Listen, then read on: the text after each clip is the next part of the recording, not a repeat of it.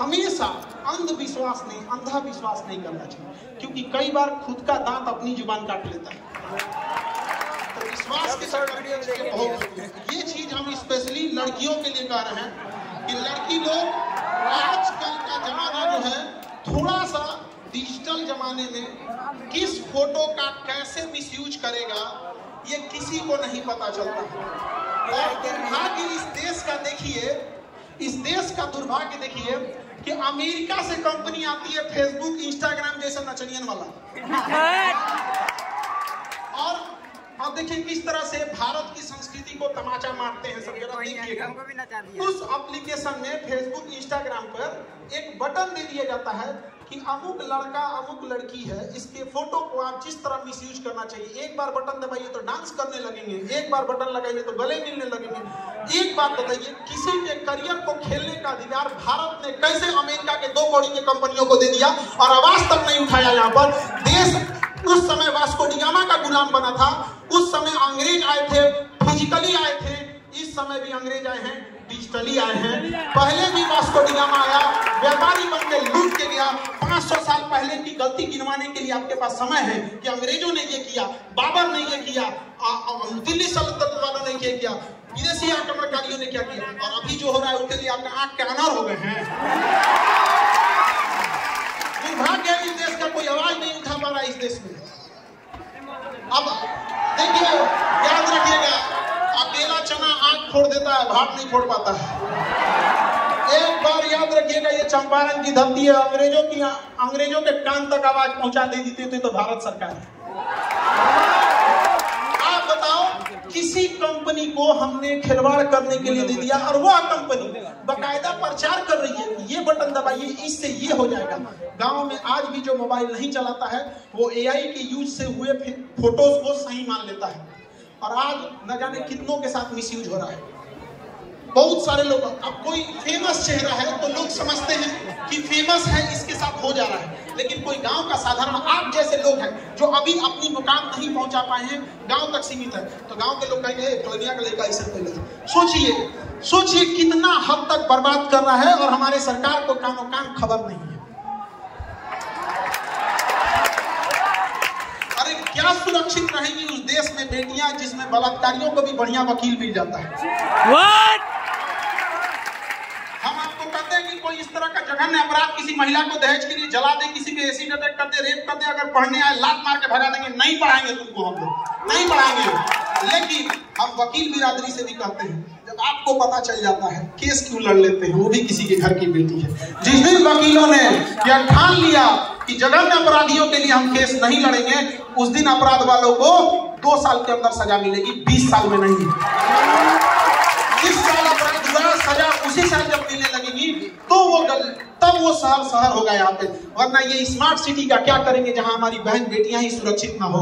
अरे हमारा सुंदर गांव ही लौटा दो जहाँ कोई किसी के साथ भेदभाव नहीं करता था, वो पुराना संस्कृति ही हमें लौटा दो। ये रख लो अपने स्मार्ट सिटी जहाँ कोई किसी का सब एक दूसरे से नफरत करता है। याद रखिएगा, इस चंपारण की धरती से कहते हैं कि बदलाव आएगा तो यहीं से आएगा, क्योंकि ऐतिहासिक भूमि रही है बदलाव की शुरुआत करने के लिए। सब लोग जरूर कहेंगे इस बार यहाँ से कि गुलाबी नंबर प्लेट किसके लिए है? सैलरी के भरोसे या सैलरी से 10 गुना? करप्शन या बिजनेस? केवल पढ़ाई या स्किल? पढ़ाई तो हमारा अधिकार है, वो कौन छीन लेगा ये? पढ़ाई तो हमारा अधिकार है, शिक्षा हमारा जन्मसिद्ध अधिकार है। उस समय स्वराज हमारा जन्मसिद्ध अधिकार था, इस समय शिक्षा हमारा जन्मसिद्ध अधिकार है, और इसे हम लोग छीन के लेंगे, छाती पे चढ़ के ले लेंगे। और क्या बिजनेस का अधिकार या बड़े बड़े पैसा कमाने का अधिकार कुछ चंद लोगों तक सीमित रहेगा? नहीं। देखिए कितना दुर्दशा की बात है। कल्पना कीजिए आप कि कोई एमबीबीएस का डॉक्टर हो, एम्स से पढ़ा हो, और अपन टेटनस के इंजेक्शन लगाने के लिए लाइन में खड़ा रहे, तो लोग क्या कहेंगे? दे भाई ते कोई डॉक्टर नहीं समझे?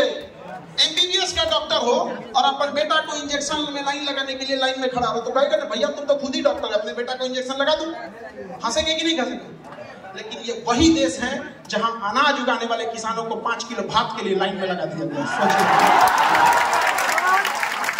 सोचिए क्या दुर्भाग्य होगा, अन्य उगाने वाले को 5 किलो के लिए हम लोग लाइन में लगा दिए। बोलो भारत सोने की चिड़िया कहाँ थी, अब कहाँ रह गए? वहां पे लकड़ी का चिड़िया नहीं रह गई हम लोग यहाँ। याद रखिए हम सबको, आप सबको खाना सब टॉपिक भूल गए, नशा मुक्ति पाए कहाँ चल गया।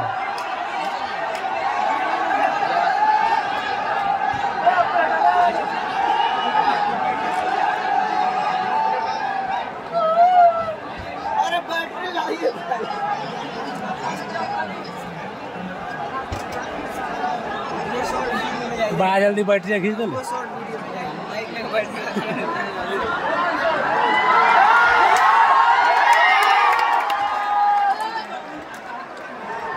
तनीसा सरकार से माइक पूछे तो लगता है माइक सरकारी था।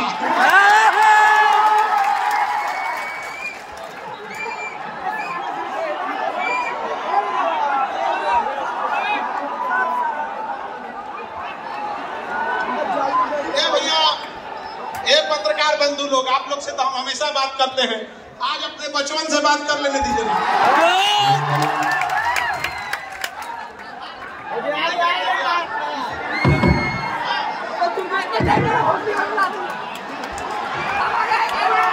माइको नहीं सुन पाया था, बर्दाश्त नहीं कर पाया, बेचारा भूखा गया हुआ।